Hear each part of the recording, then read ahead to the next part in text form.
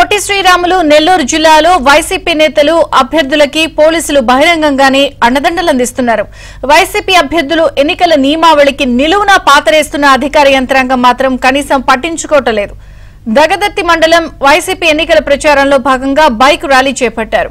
Nellore Lok Sabha YCP అభ్యర్థి విజయసాయి, కావలి MLA Ramireddy Pratap Kumar Reddy పాల్గొన్నారు.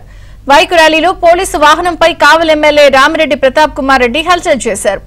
ఎవరి వాహనానికైనా నెంబర్లు తప్పనిసరి. అయితే బైక్ ముందు భాగంలో ఉండే నెంబర్ ప్లేట్ పై పోలీస్ అని రాసి ఉంది. పోలీస్ సిబ్బంది తమ వాహనాన్ని ఎమ్మెల్యే రామిరెడ్డికి సమకూర్చుంటారని స్థానికులు విమర్శిస్తున్నారు. వైసీపీ శ్రేణులు పోలీసులు ప్రెస్ ప్రభుత్వ వాహనం అంటూ స్టిక్కర్లు రాసుకుని తిరుగుతున్నారు.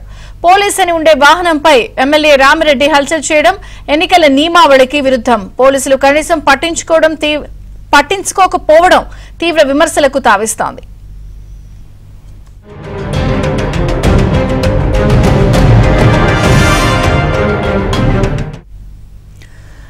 నెల్లూరు జిల్లా కావల్లో వైసీపీ నేతలకు అధికార యంత్రాంగం పూర్తిగా సహకరిస్తున్న అంశంపై విమర్శలు వ్యక్తమవుతున్నాయి. మరిన్ని వివరాలు మా ప్రతినిధి మహేష్ అడిగి తెలుసుకుందాం. మహేష్.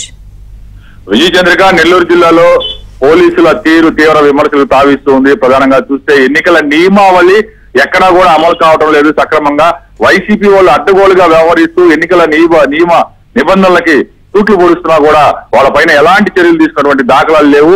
ఇక్కడ చూస్తే ఈ బైక్ ర్యాలీకి వైసీపీ బైక్ ర్యాలీ చేపట్టింది దగదత్తి మండలంలో. ఈ బైక్ ర్యాలీలో పోలీస్ అనే ముందు వైపు ఉండే ఒక వెహికల్ పైన ఎమ్మెల్యే రామిరెడ్డి ప్రతాప్ కుమార్ రెడ్డి హల్చల్ చేయడం జరిగింది. ఆ పక్కనే విజయసాయి రెడ్డి కూడా పాల్గొన్నారు ఈ కార్యక్రమంలో. ఆయన పోలీస్ అనే వెహికల్ మీద ఏ విధంగా బైక్ ర్యాలీ చేస్తారు, ఎన్నికల కోడ్ అమల్లో ఉన్నప్పుడు అని చాలా మంది ప్రశ్నిస్తూ ఉన్నారు. పోలీసులు కనీసమైనటువంటి చర్యలు తీసుకోలేదు. నిన్నటి నుంచి కూడా ఈ వాహనాలకు సంబంధించినటువంటి ఫోటోలు, వీడియోలు సామాజిక మాధ్యమాల్లో పెద్ద ఎత్తున వైరల్ అవుతున్నా కూడా ఇప్పటికీ ఎలాంటి చర్యలు తీసుకోలేదు. దీనికి అనుమతి ఇచ్చింది ఆర్ఓ, కావలి ఆర్డీఓ చీనా నాయక్. ఆయన కూడా కనీసం వరకు చర్యలు తీసుకున్నటువంటి పరిస్థితి లేదు.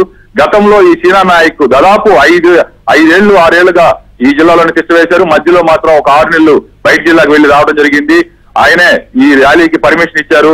అలాగే ఈ గతంలో ఒక వాలంటీర్ విషయంలో, సచివాలయ సిబ్బంది విషయంలో కూడా మీరు వెళ్ళి ఎమ్మెల్యేని కలవండి అని చెప్పినటువంటి ఆడియో కూడా బయటపడింది.